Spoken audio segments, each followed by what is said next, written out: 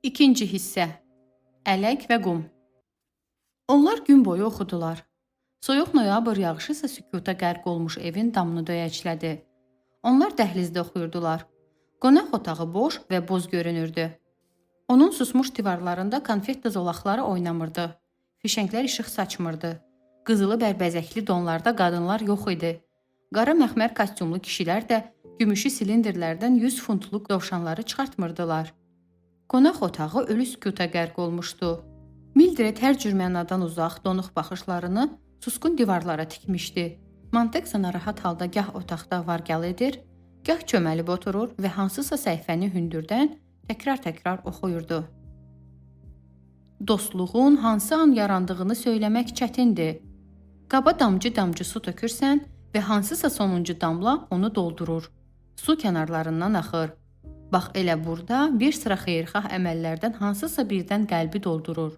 Montek oturub yağışın səsini dinləyirdi. Bəlkə elə qonşuluğumuzda yaşayan qızda da məhz bu var idi. Onu elə anlamaq istəyirəm ki, o ki ölüb, Allah eşqinə, nəsə canlı bir şeydən danışaq. Montek arvadına baxmadan tir-tir əsə-əsə mətbəxə çıxdı. Orada uzun müddət dayanıb şüşələri döyəcləyən yağışa tamaşa elədi. Yağış azacıq zəngiyəndə dəhlizin boz alaqaranlığına qayıdıb əlinə yeni kitab götürdü.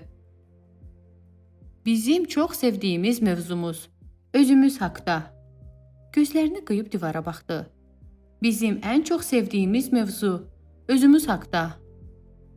Bax, bunu anlayıram, Mildred dedi. Amma Clarissa üçün bu heç də sevimli mövzu deyildi. O başqaları haqda, mənim haqqımda danışmağı xoşlayardı. Bu uzun illər ərzində o mənim gerçək xoşuma gələn ilk insan idi. Xatırladıqlarımdan təkcə o, düz gözümün içinə baxırdı. Sanki nəsə bir əhəmiyyət kəsb edirdim. Az əvvəl oxuduğu hər iki kitabı döşəmədən qaldırdı. Bu insanlar uzun illər bundan öncə ölüb. Amma mən onların burada yazdıqlarından istənilən halda Clarissa ilə bağlı olduğunu bilirəm. Bayırda yağışın altında nəsə sakitcə qapıya toxundu. Qapının arxasında kimsə var. Rupert niyə susur ki?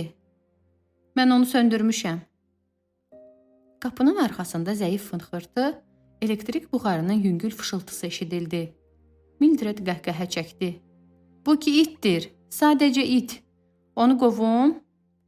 Olmaz, otur. Səssizlik.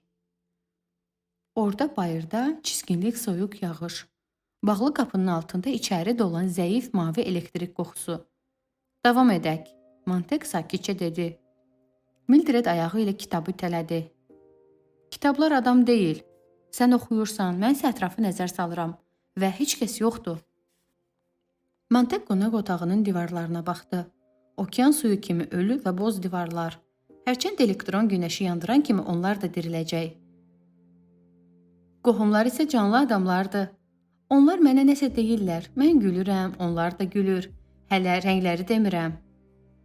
Hə, bilirəm. Üstəlik, Brandmeister Bitty bu kitablardan xəbər tutarsa... Qadın fikrə getdi. Üzündə əvvəlcə təəccüb, sonra qorxu ifadəsi əmələ gəldi. O buraya gəlib evi, qohumları, hər şeyi yandıra bilər. Dəhşət. Bir düşün, bütün bunlara nə qədər pul qoymuşuq. Niyə mən bu kitabları oxumalıyam ki? Axı niyə? Niyə, nə üçün? Montek çağırdı. Mən ötən gecə ilan gördüm. Yer üzündə ondan murdarı yoxdur. O sanki ölü idi, amma eyni zamanda diri. O baxa bilirdi, amma görmürdü. Ona baxmaq istəyirsən? O təcili yardım xəstəxanasındadır. Orada həmin ilanın səndən hansı iyrənc şeyi soruşduğu barədə ətraflı yazılıb. Bəlkə ora gedib yazılanları oxuyasan. Amma bilmirəm onu hansı sərlövhə altında axtarım. Qay Montek, ya qorxu, yoxsa müharibə. Bəlkə dünən yanan evə gedib baxasan. Külün içindən özünü evlə birgə yandıran qadının sümüklərini taparsan.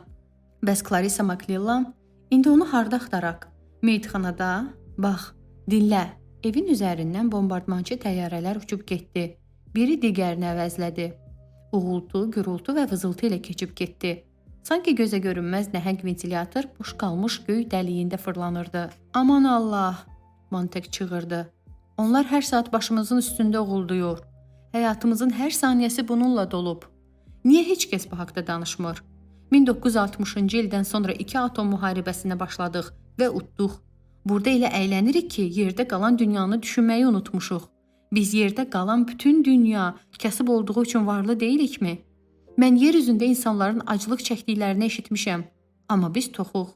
Mən bütün dünyanın ağır əməyə qatlandığını eşitmişəm, amma biz əylənirik. Bəlkə buna görə bizə belə nifrət bəsləyirlər. Nə vaxtsa çoxdan eşitmişəm ki, hamı bizə nifrət bəsləyir. Niyə? Nəyə görə? Sən bilirsən? Mən bilmirəm.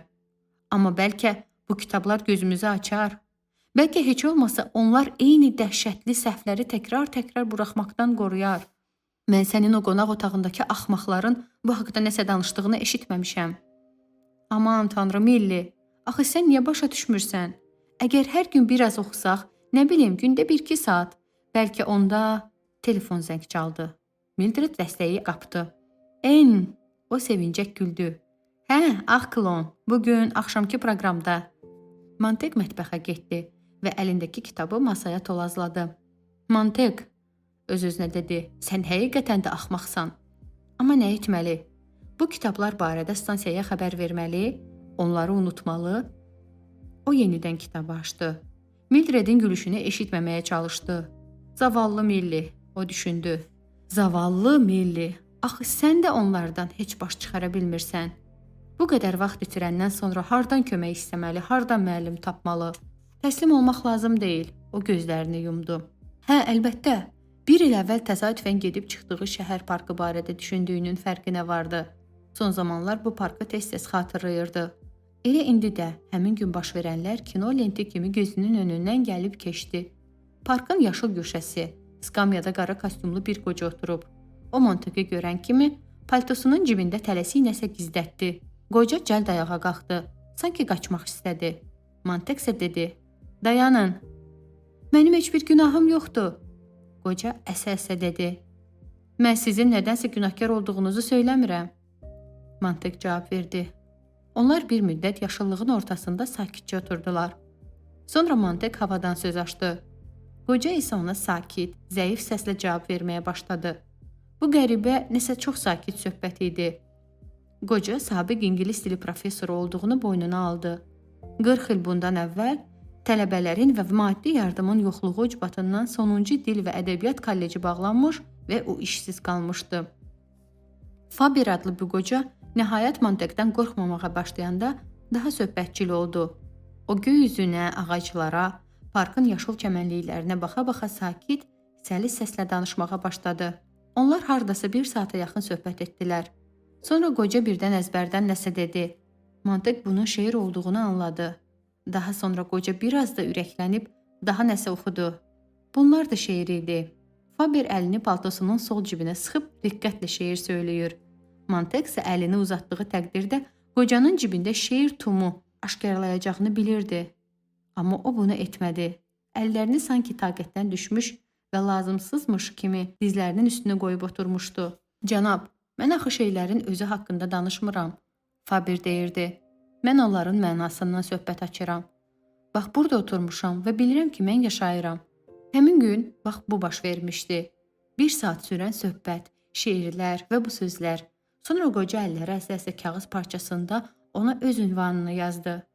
Bu dəqiqəyədək hər ikisi Montekin yanğınsöndürən olmasını xatırlamaqdan qaçırdı. Sizin kartoteka üçün, qoca dedi. Birdən mənə hirslənmək istəsəniz. Mən sizə hirslənmirəm, Montek təəccüblə cavab verdi. Mildred dəhlizdə bərkdən gülürdü. Yataq otağındakı divar dolabını açan Montek yeşikdəki qarşıdakı yoxlamalar adlı kartoçkaları seçirdi. Onların arasında Faberin də kartoçkası vardı.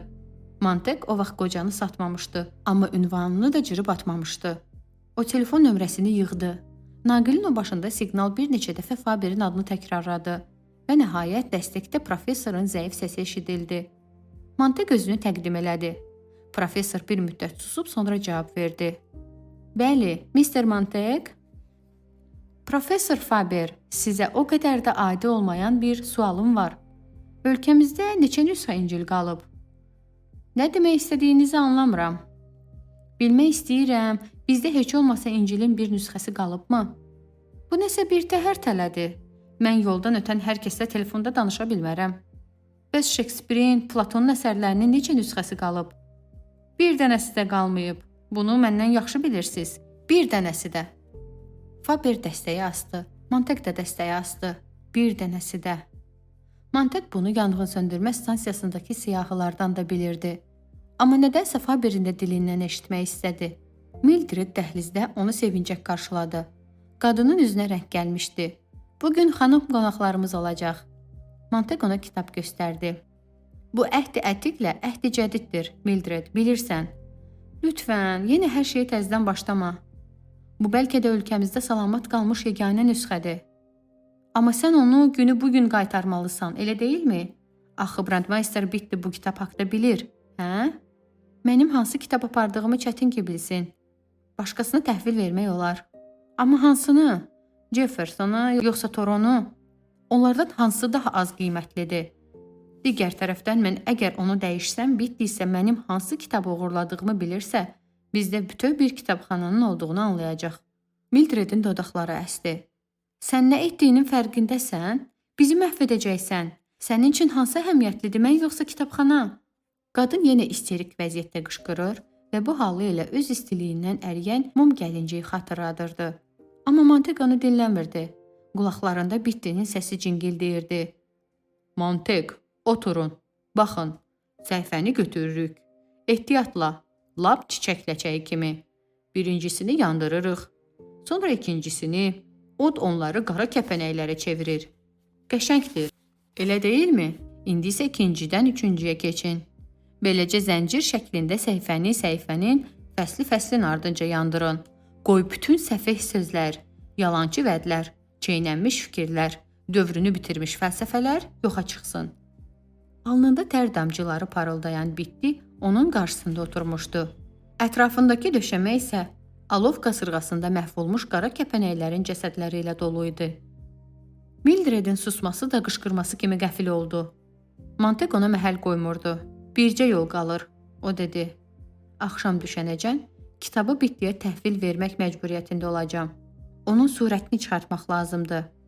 Ağ Klonun proqramı başlayanda və qonaqlar gələndə sən evdə olacaqsan? Mildred arxadan qışqırdı. Arxaya çevrilməyən Mantek qapının ağzında dayandı. Milli! Sükut. Nədir? Milli, Ağ Klon səni sevir? Cavab yoxdur. Milli, o qurumuş dodaqlarını yaladı. Sənin qohumların səni sevir? Səmimi qəlbdən? Hə, Milli? Mantek arvadının çaşqınlıq içində gözlərini döyə-döyə ona baxdığını hiss elədi. Niyə belə səfeh suallar verirsən ki? Mantek ağlamaq istəyirdi, amma dodaqlarını bərk-bərk sıxdı. Gözlərində də yaş yox idi. Qapının arxasında iti görsən, mənim əvəzimdən ona təpik vur, Mildred dedi. Mantek qapının ağzında qərarsız dayanıb bayıra qulaq kəsildi. Sonra onu açıb kəndardan keçdi. Yağış kəsmişdi. Bulutsuz səmada günəş qüruba enirdi. Evin yanında heç kəs yox idi. Küçə və çəmənlik boş idi. Mantek dərindən rahat nəfəs aldı. O arxasınca qapını bağladı. Mantek metroya doğru yollandı. Mən sanki quruyub qalmışam, o düşündü. Bu nə vaxt başladı? Mənim üzüm, mənim bədənim nə vaxt qurudu? Bəlkə qaranlıq otaqda sanki gizlədilmiş minaya toxunurmuşam kimi içində həblər olan şüşəyə ilişdiyim gecə. Bu keçib gedər. Bəlkə də dərhal baş verməyəcək. Amma zamanla keçib gedəcək. Zamana ehtiyac var. Ancaq bunun üçün əlimdən gələn hər şeyi etməliyəm və yəqin Faber də yardımçı olar. Kimsə mənə əvvəlki üzümü, əvvəlki əllərimi qaytaracaq və onlar əvvəlki kimi olacaq. İndi hətta təbəssümüm də, yanğın söndürənin adətkarda təbəssümü də məni tərk edib. Onsuz mən itirilmiş adam kimiyəm. Pəncərədə tunelin divarı parlayıb söndü. Krem rəngli kaşılar və qaranlıq. Kaşılar və qaranlıq. Rəqəmlər və yenə qaranlıq. Hər şey yanından ötüb keçdi. Hər şey anlaşılmaz yekunda cəmləndi. Nə vaxtsa, lap çoxdan. Hələ uşaq olanda. O bir dəfə qızmar yay günündə dənizin sahilindəki isti qumda oturub, ələyi qumla doldurmağa çalışmışdı.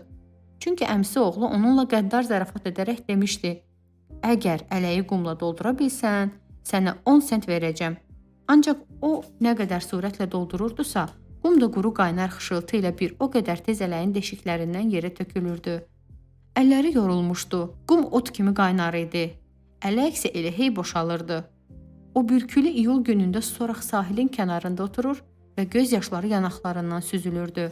İndi isə pnevmatik qatar onu silkələyərək və yelləyərək kimsəsiz yeraltı dəhlizlərlə irəli aparanda o ələyin amansız məntiqini xatırladı və gözlərini endirərkən birdən əlində İncil kitabını açıb tutduğunu gördü. Vaqonda adamlar da var idi. Ancaq o kitabı gizlətmədən əlində tutmuşdu və ağlına acayib bir fikir gəldi. Əgər əlinə keçən hər şeyi tez-tez oxusan, onda ələkdə az da olsa qum qalar. O kitabı oxumağa başladı, ancaq sözlər səpələnirdi. Halbuki cəmi bir neçə saat sonra bitdiyini görəcək və kitabı ona təhvil verəcəkdi. Odur ki, bir cümlə də sürüşüb düşməməlidir. Hər sətri yadda saxlamaq lazımdır. Mən mantiq bunu etməliyəm və buna özümü məcbur edəcəm. O həyəcan içində kitabı bərk-bərk sıxıb saxladı. Vaqonda səs gücləndiricilər bağırırdı. Dengemin diş tozu. Kəs səsini, mantiq düşündü. Zambaqlara bax, gör onlar necə boyatır. Dengemin diş tozu. Onlar zəhmətə qatlanmırlar. Diş tozu. Zambaqlara bax, kəs səsini. Nə olar, səsini kəs. Diş tozu. O yenidən kitabı açdı. Həyəcanla səhifələri vərəqləməyə başladı. Onları kör kimi əlləyib yoxladı. Hər sətri, hər hərfi nəzərləri ilə özünü hopdurdu. Dengem. Hərf, hərf, den. Çalışmırlar, əyirmirlər. Boş ələkdən tökülən qumun quru xışıltısı. Dengem təravətləndirir. Zambaqlara baxın, zambaqlara, zambaqlara. Dengem diş cövhəri. Susun, susun. Bu yalvarış, bu yardım çığırtısı mantiqin köksündən elə böyük qüvvə ilə çıxdı ki, o necə sıçrayıb ayağa qalxdığını hiss etmədi. Səsküylü vaqonun sərnişinləri bu dəliyə bənzəyən, üzü qışqırmaqdan qıpqırmızı olmuş, dodaqları əyilmiş və iltihablanmış, əlində açıq kitab tutmuş şəxsdən qorxu içində uzaq duraraq ona şübhəli nəzərlər yetirməyə başladılar. Halbuki cəmi bir dəqiqə əvvəl səs gücləndiricidən gələn qışqırtıya ayaqları ilə ritm tuturdular. Dengem, dengem, diş tozu. Dengem, dengem, diş cövhəri. 1, 2, 1, 2, 1, 2, 3, 1, 2, 1, 2, 3. Ya da burunlarının altında mexaniki şəkildə mızıldanırdılar. Toz, toz, diş tozu, toz, toz, diş tozu. Sonra səs gücləndiricilər sanki intiqam alırmış kimi mantiqin üzərinə metal cingiltisindən tənəkə, mis, gümüş, latın cırıltısından, küyündən ibarət tonlarla musiqi axıtmağa başladı. Qulaqları bataraq tam itaətkarlıq halına gələn adamlarsa vəziyyətlə barışdılar. Onlar qaçmağa çalışmırdılar. Əslində qaçası bir yer də yox idi. Nəhəng pnevmatik qatar yerin altındakı dərin tuneldə şütüyürdü. Çöl zambaqları. Dengem. Zambaqlar, zambaqlar. Adamlar təəccüblə ona sarı baxırdılar. Nəzarətçini çağırın, adam ağlını itirib. Knollview stansiyası. Qatar vıyıltı ilə hava buraxaraq dayandı. Knollview ucadan. Dengem pıçıltı ilə. Mantiqin dodaqları çətinliklə tərpənirdi. Zambaqlar. Vaqonun qapısı fışıltı ilə açıldı. Mantiq hələ də yerində dayanmışdı. Qapı hündürdən ah çəkib bağlanmağa başladı. Və yalnız bu vaxt mantiq sərnişinləri itələyərək, səssiz qışqıraraq bağlanmaqda olan qapının ensiz yarığından özünü platformaya atdı. O eskalatorlara fikir vermədən tunelin ağ lövhələri ilə qaçmağa başladı. Bununla da ayaqlarının, əllərinin necə hərəkət etdiyini, hər nəfəs alanda və nəfəs verəndə ağciyərlərinin necə dolub boşaldığını, havanın boğazını necə yandırdığını hiss etmək istəyirdi. Ardınca isə bağırtını eşidirdi. Dengem, dengem, dengem. Qatar sanki ilan kimi fışıldayaraq tunelin qaranlığından yoxa çıxdı. Kimdir orada? Bu mənəm, Mantiq. Sizə nə lazımdır? Məni içəri buraxın. Mən heç nə etməmişəm. Mən burada təkəm, başa düşürsüz? Tək. And için. And içirəm. Qapı yavaş-yavaş açıldı. İçərdən Feber boylandı. Gur işıqda o çox qoca, zəif və qorxmuş halda görünürdü. Qocaya baxan deyərdi ki, illərdir evindən çölə çıxmayıb. Onun üzü ilə otağın suvaqlanmış ağ divarlarının rəngi eyni idi. Adama elə gəlirdi ki, onun dodaqları da, yanaqlarının dərisi də, çal saçları da, işığı sönüb gedən gözləri də ağ rəngdədir. Qocanın nəzərləri qəfildən Mantiqin qoltuğunun altında tutduğu kitaba sataşdı və o dərhal dəyişdi. Daha nə qoca, nə də zəif görünürdü. Qorxu hissi bir qədər ötüb keçdi. Bağışlayın, ehtiyatlı davranmağa məcburam. Feberin gözləri kitaba tikilmişdi. Deməli bu həqiqətdir? Montek içəri daxil oldu. Qapı örtüldü. Əyləşin, Feber daldalı getdi. Gözlərini kitabdan çəkmirdi. Sanki nəzərini bir anlıq kənarlaşdırsa kitabın yoxa çıxacağından qorxurdu. Onun arxasında yataq otağına aparan açıq qapı, otaqda isə üzəri müxtəlif mexanizmlər və əmək alətləri ilə dolu böyük masa görünürdü. Montek bunları bir anlıq gördü. Çünki onun haraya baxdığını hiss edən Feber cəld çevrilib qapını bağladı. O titrəyən əli ilə qapının dəstəyini sıxıb dayanmışdı. Sonra Montekə qətiyyətsiz baxışlarını dikdi. İndi Montek kitabı dizlərində sıxaraq əyləşmişdi. Bu kitab, siz onu hardan? Mən onu uğurlamışam. Feber ilk dəfə birbaşa Montekin gözlərinin içinə baxdı. Siz cəsur adamsınız. Xeyr, Montek dilləndi. Ancaq mənim həyat yoldaşım can verir. Mənim dostum olan qız artıq ölüb. Mənə dost ola biləcək qadını cəmi bir gün əvvəl diri-diri yandırdılar. Siz mənə yardım edə biləcək yeganə insansınız. Mən görmək istəyirəm, görmək. Feberin səbirsizlikdən titrəyən əlləri kitaba tərəf uzandı. Götürə bilərəm? Hə, əlbəttə, bağışlayın. Montek kitabı qocaya tərəf uzatdı. Görün nə qədər vaxt keçib. Mən heç vaxt dindar olmamışam. Ancaq o vaxtdan nə qədər illər ötüb. Faber gözlərini sətirlərin üzərində gəzdirməklə kitabı tələsik vərəqlədi. Elə həminkidir, həminki. Mən necə xatırlayıramsa, elə o cürdür. Bizim televizor otaqlarında onu necə də korlayıblar. İsa Peyğəmbər qohumlardan birinə çevrilib. Mən tez-tez düşünürəm ki, görəsən, Tanrı öz oğlunu tanıya bilər. Biz onu bəzəyib düzəmişik, geyindirib keçindirmişik. Daha doğrusu soyundurmuşuq. İndi o əsl nanəli nabatdır. O şərbət və saxarin saçır. Ya da hər bir dindar üçün güya ki qaçılmaz vacib olan malların maskalanmış reklamı ilə məşğuldur. Faber kitabı qoxuladı. Bilirsiniz, kitablardan cövüz, yaxud da uzaq ölkələrdən gətirilən ədviyyatların qoxusu gəlir. Uşaq vaxtı kitabları qoxlamağı sevirdim. Aman Tanrım, biz məhv olunmasına razılıq verməzdən əvvəl dünyada nə qədər yaxşı kitablar var idi. O səhifələri çevirdi. Mister Montek, qarşınızda qorxaq bir adam dayanıb. Mən o vaxt hadisələrin hansı istiqamətdə gedəcəyini bilirdim və görürdüm. Ancaq susurdum. Mən o günahsızlardan idim ki, artıq heç kəs günahkarları dinləmək istəməyəndə öz səsimi ucalda bilərdim.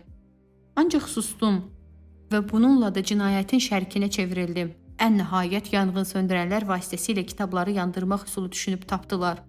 Və onda bir qədər deyindim, ancaq sonunda vəziyyətlə barışdım.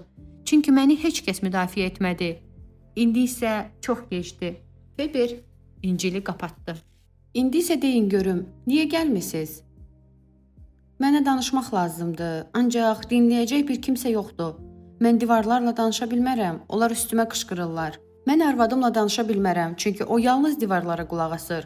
İstəyirəm ki, kimsə məni dinləsin.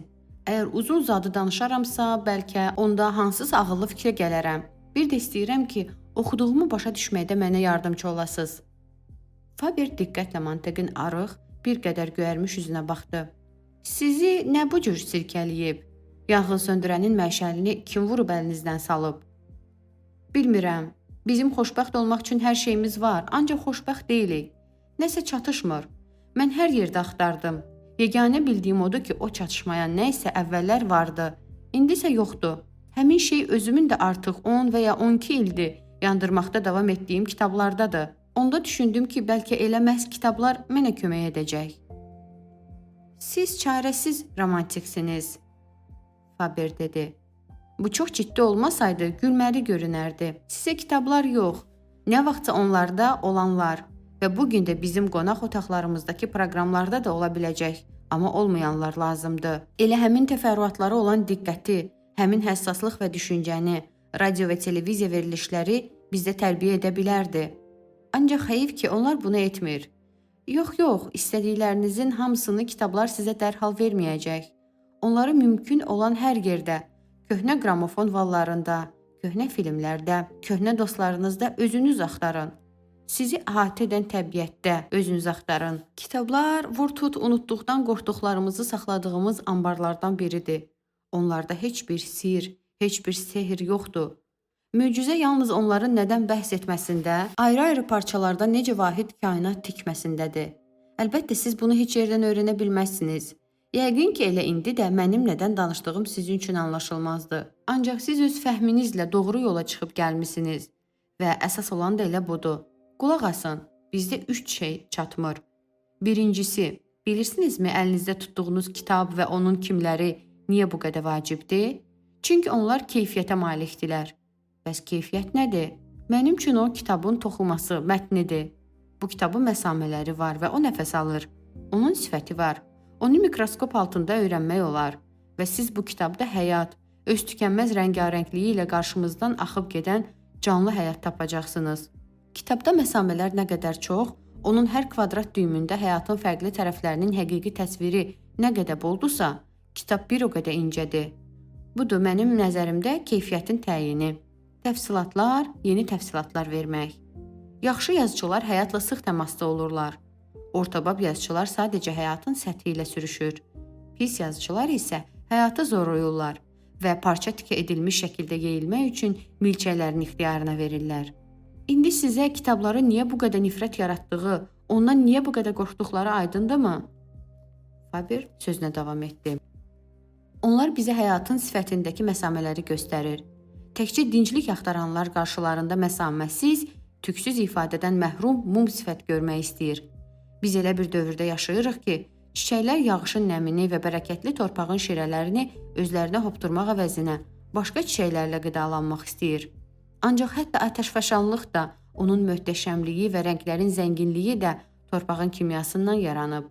Biz isə özümüzü inandırmışıq ki, bizi reallığa qaytaran təbii dövrəni başa vurmadan çiçəklər və atəşfəşanlıqla yaşaya, boyata və qidalana bilərik. Antey haqqında əfsanəni eşitmisinizmi? Nə qədər ki, torpağın üzərində möhkəm dayanırdı, o məğlub edilməz gücə malik və nəhəng idi. Ancaq Herakl onun ayaqlarını torpaqdan kəsib havaya qaldıranda Antey həlak oldu. Bu qayda indi burada, bu şəhərdə yaşayan bizlər üçün də ədalətlidir. Ya da ki, mən tamam ağlımı itirmişəm. Beləliklə bizim 3 çatışmayan birinci şərt biliklərimizin keyfiyyəti, mətnidir. Bəs ikinci, asudə vaxt. Bizim kifayət qədər boş vaxtımız var. Bəli, boş vaxtımız kifayət qədərdir, ancaq düşünmək üçün vaxtımız varmı? Siz boş vaxtınızı nəyə sərf edirsiniz? Ya saatda 100 mil sürətlə maşında şütüyürsünüz ki, belə şəraitdə sizi gözləyən təhlükədən başqa heç nə barədə düşünmək mümkün deyil. Ya vaxtınızı hansısa oyun oynamaqla öldürürsünüz, ya da 4 divarda televizorun olduğu otaqda oturursunuz. Orada isə heç kəslə mübahisə edə bilməzsiniz. Niyə? Ona görə ki, həmin divarlardakı təsvirlər gerçəyin özüdür. Budur, onlar sizin önünüzdədir. Onlar gözlə görünür, həcmə malikdir və nə haqda düşünməli olduğunuzu sizə diktə edirlər.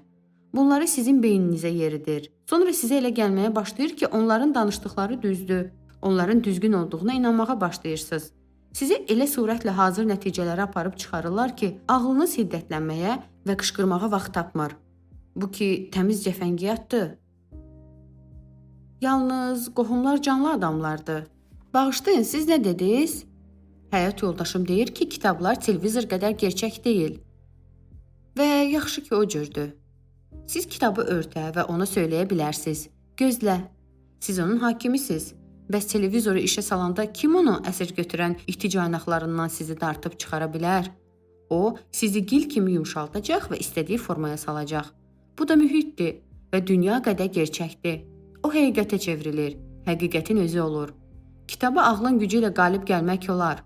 Ancaq bütün biliyimə və skeptisizmimə baxmayaraq, bəzən bəd-heybət qonaq otağımızdakı geniş ekrandan mənə qışqıran 100 alətdən ibarət simfonik orkestrlə mübahisəyə girməyə özümlə heç vaxt güc tapa bilmərəm. Görürsünüz, mənim qonaq otağım suvaqlanmış 4 adi divardan ibarətdir. Bu isə Feber 2 balaca rezin mantarı göstərdi. Metroda getdiyim zaman qulaqlarımı tıxamaq üçündür. Dengəm, diş tozu. Onlar işləmirlər, əyirmirlər. Mantek gözlərini yumub pıçıldadı. Bəli. Bəs sonra nə olsun? Kitablar bizə kömək edəcəkmi? Yalnız o halda ki, bunun üçün 3-cü zəruri şərt olsun. Artıq söylədiyim kimi, birincisi biliklərimizin keyfiyyətidir. İkincisi bu bilikləri mənimsəmək üçün asudə vaxtdır. Üçüncüsü, əvvəlki ikisinin qarşılıqlı təsirindən əldə etdiklərimiz əsasında hərəkət etmək hüququdur. Ancaq çətin ki, bu qədər dərinə getmiş vəziyyəti əldən ayaqdan düşmüş bir qoca ilə peşman olmuş bir yanğın söndürən düzəldə bilsin. Mən kitablar əldə edə bilərəm.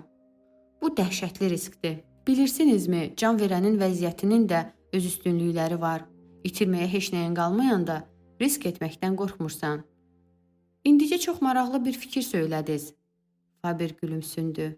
Halbuki onu heç yerdə oxumamısınız. Məgər bu barədə kitablarda yazırlar? Bu elə belə özüm də bilmədən ağlıma gəldi. Çox yaxşı. Deməli qəsdən mənim üçün, başqa birisi üçün, yaxud elə özünüz üçün uydurmadınız. Montek Faberə tərəf əyildi. Görün bugün nə fikirləşmişəm. Əgər kitablar bu qədər qiymətlidirsə, onda çap dəzgahı əldə etmək və bir neçə nüsxə çap etmək olmazmı? Biz bu yolla... Biz? Bəli, siz və mən. Yox. Faber dərhal qəddini düzəltdi. Qulaq asın, heç olmasa öz planımı bölüşüm. Əgər israr etsəniz, onda mən sizdən evimi tərk etməyinizi istəyəcəm. Məgər sizin üçün maraqlı deyil? Yox, bu cür söhbətlər mənə maraqlı deyil. Onlara görə məni yandıra bilərlər. Ancaq yanğın söndürən sistemin özünü məhv etmək başqa məsələ olardı.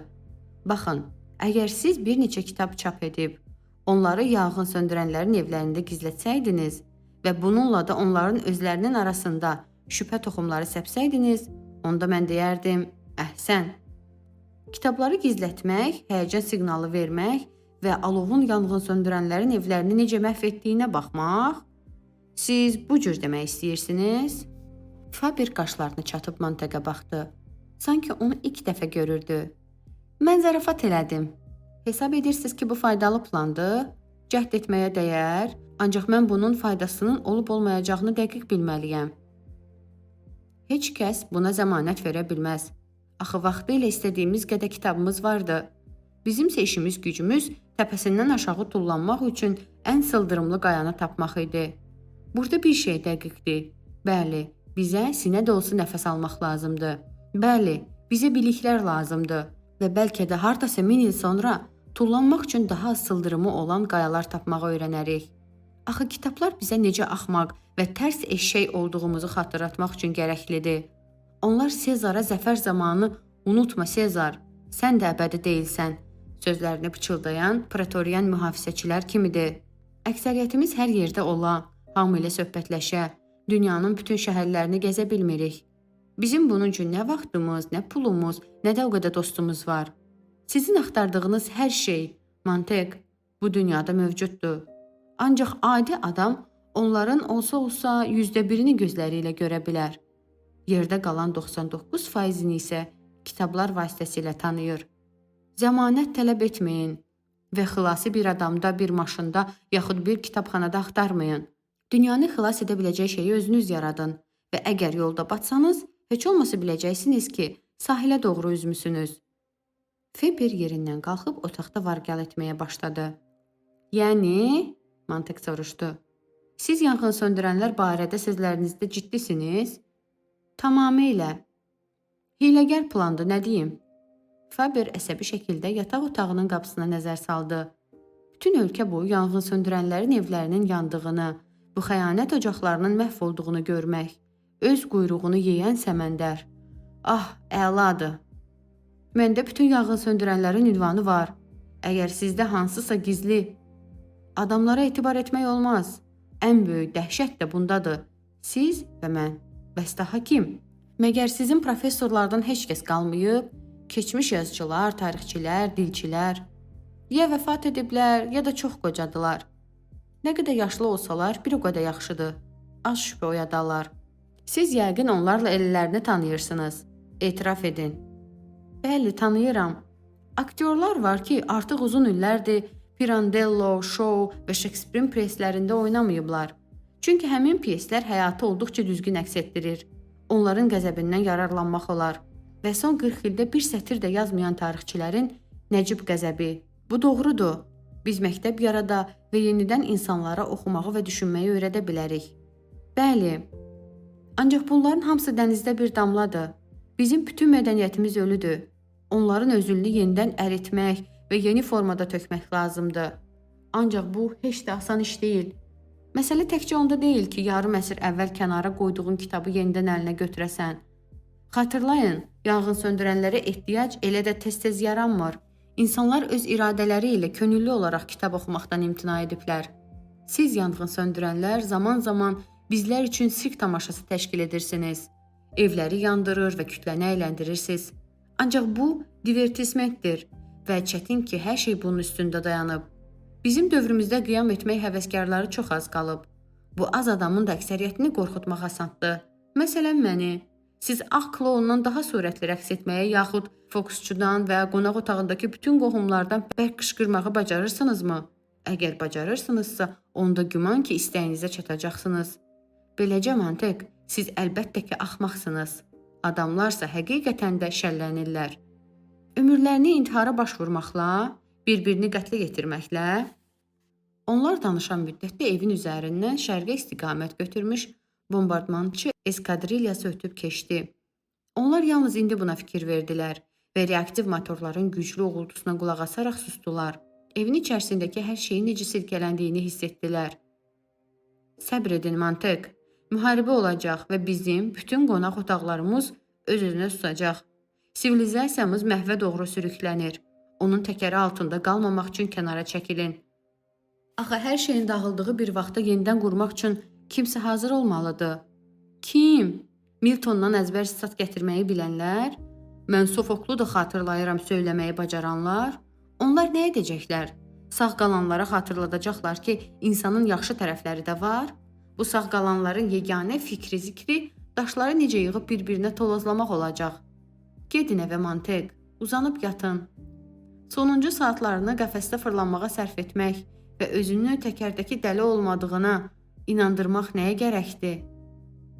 Deməli, sizin artıq vecinizə deyil?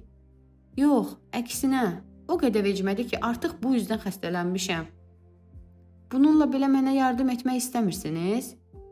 Gecəniz xeyrə qalsın. Gecəniz xeyrə qalsın. Mantiqin əlləri İncilə doğru uzandı. Əllərinin hərəkətinə özü də təəccübləndi. Bu kitabın sizdə olmağını istərdinizmi? Bunun üçün sağ əlimi qurban verməyə hazıram, Faber dedi.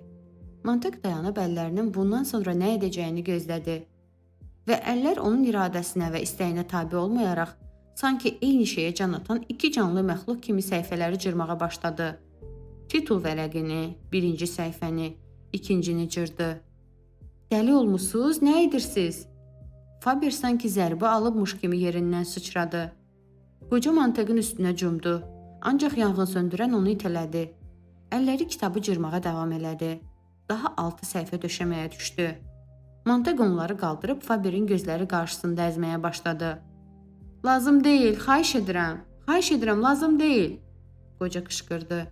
Kim mənə mane ola bilər? Mən yanğın söndürənəm, mən sizi yandıra bilərəm. Qoca ona nəzər saldı. Siz bunu etməzsiniz, istəsəm edərəm. Bu kitab, onu cırmayın. Faber stula çöktü. Onun sifəti kətan kimi ağarmışdı. Dodaqları titrəyirdi.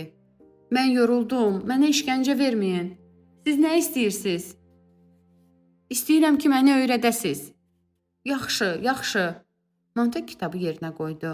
Onun əlləri əzilmiş səhifələri hamarlamağa başladı. Qoca yorğun halda onu müşahidə edirdi. Faber başını silkələyib sanki donmuş vəziyyətdən çıxmağa çalışaraq soruşdu. Pulunuz var, Mantiq? Var, bir qədər. 400 ya da 500 dollar. Niyə soruşursunuz? Gətirin mənə. Bir nəfər tanıyıram. O 50 il əvvəl bizim kollecin qəzetini nəşr edirdi. Bu həmin il idi ki, yeni semestrin əvvəlində mühazirə zalına girəndə Esxildən Yuçil 10 ilə qədər dramanın tarixinə dair mühazirələr kursuna cəmi bir tələbənin yazıldığını görmüşdüm. Başa düşürsünüz? Mənə elə gəlirdi ki, sanki buzdan düzəldilmiş yaraşıqlı heykəl günəşin yandırıcı şüaları altında gözümün önündə əriyib gedir. Mən qəzetlərinin bir-birinin ardınca alovda yanan kəpənəklər tək məhv olduğunu xatırlayıram. Heç kəs onları diriltməyə cəhd göstərmirdi. Heç kəs baş verənlərə görə heyfslənmirdi. Beləcə hökumət görəndə ki, adamlar təkcə ehtiraslı öpüşlər və amansız davalar haqqında oxusa, necə sakitlik olacaq? Onda sizi, od saçanları çağırmaqla bu məsələyə yekun vurdu. Bax belə, Mantek. Bizim ixtiyarımızda işsiz çapçı var. Biz bir neçə kitabı çap edib müharibənin başlamasını gözləyə bilərik. O hazırki mövcud qaydaları dağıdaraq bizə lazımı təkanı verəcək. Bir neçə bomba və qonaq otaqlarında məskunlaşmış bütün bu qohumlar bu təlhək yığıncağı əbədi susacaq və yaranan sakitlikdə bəlkə də bizim pıçıltımızı eşidən olacaq. Hər kəsin gözləri masanın üzərindəki kitaba zillənmişdi. Mən xatırlamağa cəhd etdim, Mantek dedi. Ancaq lənət şeytana, gözümü çəkən kimi hər şeyi unuduram. Aman tanrım, mən necə də Brandmeister Bitty ilə danışmaq istərdim. O çoxlu mütaliə edib. Onun hər şeyə cavabı var. Ya da mənə elə gəlir. Ancaq qorxuram ki, məni inandırar və yenə əvvəlki kimi olaram. Axı cəmi bir həftə əvvəl şlanqı kerasinlə doldurarkən düşünürdüm. Lənət şeytana, bu necə də əladır. Qoca başı ilə təsdiqlədi. Kim yaratmırsa dağıtmalıdır. Bu dünya qədim həqiqətdir. Az yaşlı cinayətkarların psixologiyası. Kim olduğumu indi anladım. Bu hər birimizdə var. Mantek çıxışa doğru bir neçə addım atdı. Bu axşam Brandmeister Bitty ilə söhbət edəndə siz mənə necəsə yardımcı ola bilərsiniz? Mənə kömək lazımdır. Yoxsa o üzərimə öz nitqlərinin axınını yönəldəndə boğula bilərəm. Qoca heç nə söyləmədi və yenə də yataq otağının qapısına narahat bir nəzər saldı. Mantek bunu sezirdi. Hansı üsulla? Qoca dərindən köks ötürdü. Gözlərini yumub dodaqlarını bərk-bərk sıxdı və iradi şəkildə nəfəsini saxladı. Nəhayət Mantekə tərəf çevrilib dedi. Gedək. Mən az qalsın çıxıb getməyinizə icazə verəcəkdim. Mən doğrudan da qorxağam. Qoca axmaq. Faber yataq otağının qapısını açdı. Mantek onun arxasınca balaca bir otağa daxil oldu. Otaqdakı masanın üzəri alətlərlə tor kimi nazik naqillərin yumağı, xırda yaycıqlar, makaralar, kristallarla dolu idi. Bunlar nədir? Mantek soruşdu. Necə böyük axmaq olmağımın, necə böyük qorxaq olmağımın şahidləri. Uzun illərdir bu divarların arasında tək, öz fikirlərimlə baş-başayam. Elektrik cihazları və radio qəbul edicilərlə əlləşmək ehtirasıma çevrilib. Məhz bu qorxaqlıq içimdə gizlidən yaşayan qiyam ruhu ilə bərabər məni bunu icad etməyə ruhlandırıb. O masanın üzərindən kiçik kalibrli gülləyə bənzəyən yaşılımtıl rəngli xırda metal əşyanı götürdü. Soruşacaqsınız ki, bunun üçün vəsaiti hardan əldə etmişəm?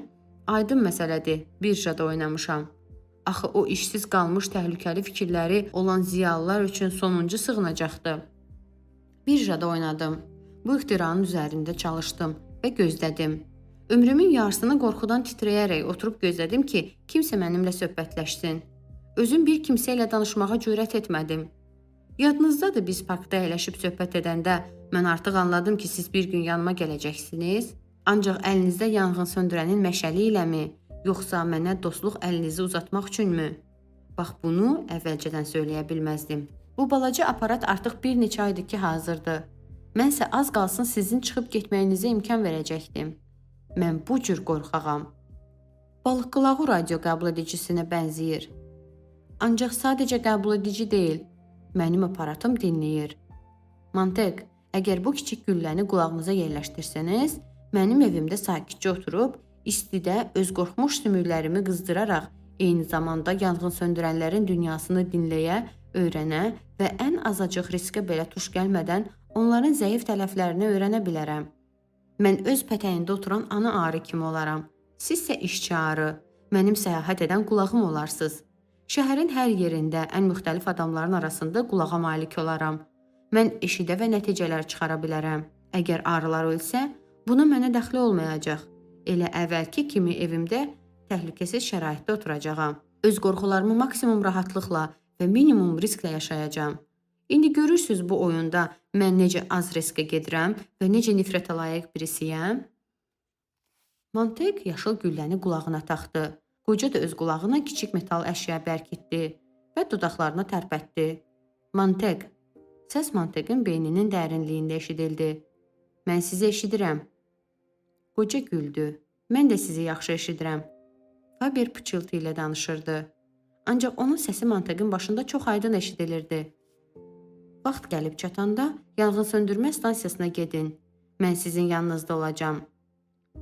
Brandmasterinizi birlikdə dinləyərik. Bəlkə o da bizlərdən biridir, nə bilmək olar. Nə danışmaq lazım olduğunu sizə deyəcəm.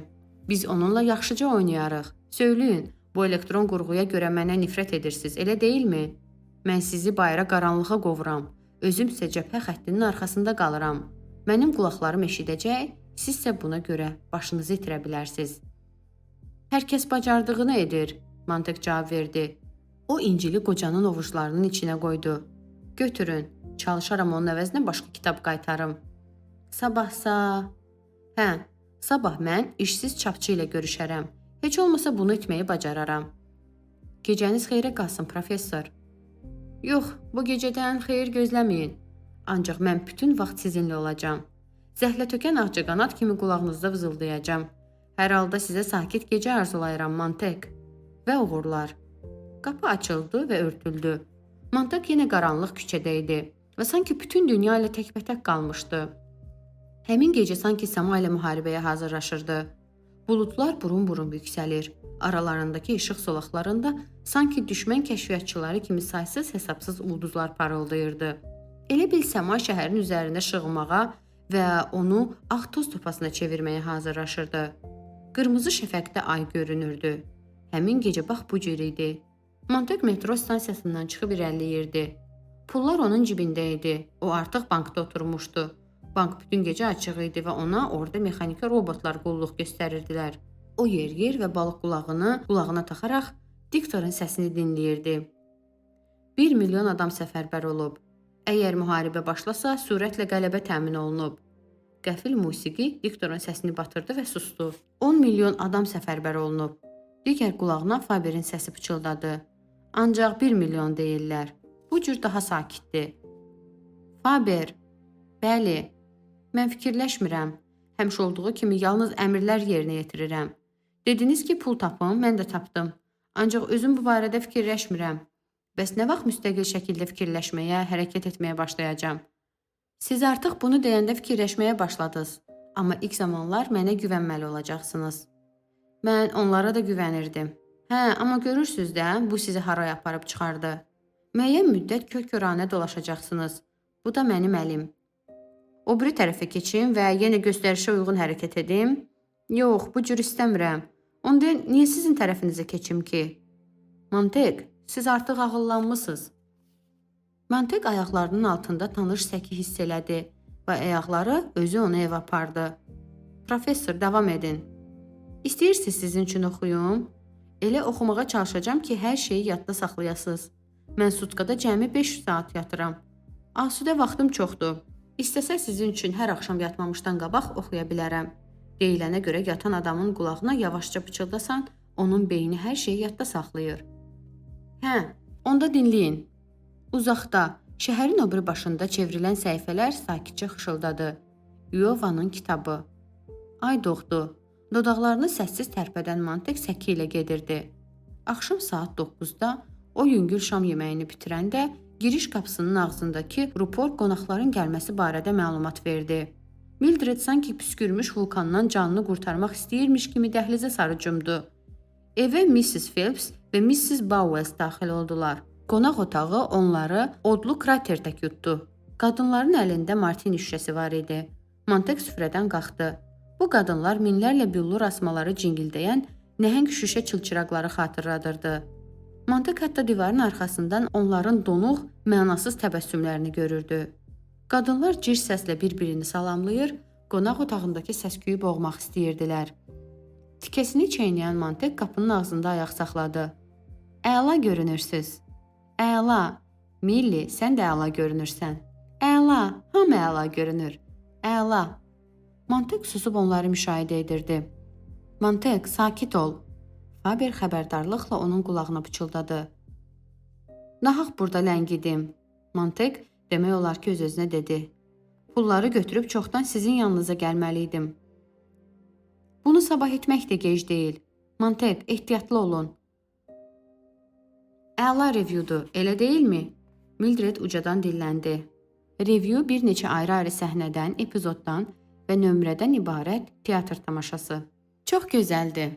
3 televizor divarlarından birində hansısa qadın eyni zamanda həm portağal şirəsi içir, həm də valeh edici təbəssüm nümayiş etdirirdi. Görəsən bunu necə bacarır? Gülümsəyən qadına qəribə nifrət bəsləyən Mantık düşünürdü. Digər divarda rentgen şüaları altında portağal şirəsinin elə həmin xanımın qida borusu ilə axıb heyrətdən titrəyən mədəsinə düşməsi görünürdü. Birdən qonaq otağı raket təyyarəsinin qanadlarında buludlara sarı atıldı. Sonra dənizin bulanlıq yaşıl sularına. Orada göy balıqlar, qırmızı və sarı balıqları yeyirdi. Baş vurdu. Bir dəqiqə sonra isə 3 ağ cizgi klounu ruhlandırıcı gülüş sədaları altında bir-birinin əl-ayağını kəsirdi. Daha 2 dəqiqə sonra divarlar tamaşaçıları harasa şəhər kənarına apardı. Burada raket avtomobillər sürətlə şütüyür, bir-biri ilə toqquşurdu. Mantık insan bədənlərinin havaya uçuşduğunu görürdü. Milli, sən gördün? Gördüm. Mantık əlini divarın içinə salıb mərkəzi elektrik açarını burdu. Divardakı təsvirlər söndü. Sanki içində dəli kimi oraya-buraya vurnuxan balıqlar olan nəhəng şüşə akvariumun suyunu qəfil kimsə axıtdı. Qadınlar üçü də çevrilib qəzəb dolu baxışlarını Mantıka yönəltdi. Sizcə müharibə nə vaxt başlayacaq? Mantık soruşdu. Görürəm bu gün ərləriniz yanınızda deyil. Onlar gah gəlirlər, gah da gedirlər. Mrs. Phelps dedi. Gah gəlirlər, gah gedirlər, özlərinə yer tapmırlar. Piti dünən çağırdılar. O gələn həftə qayıdacaq.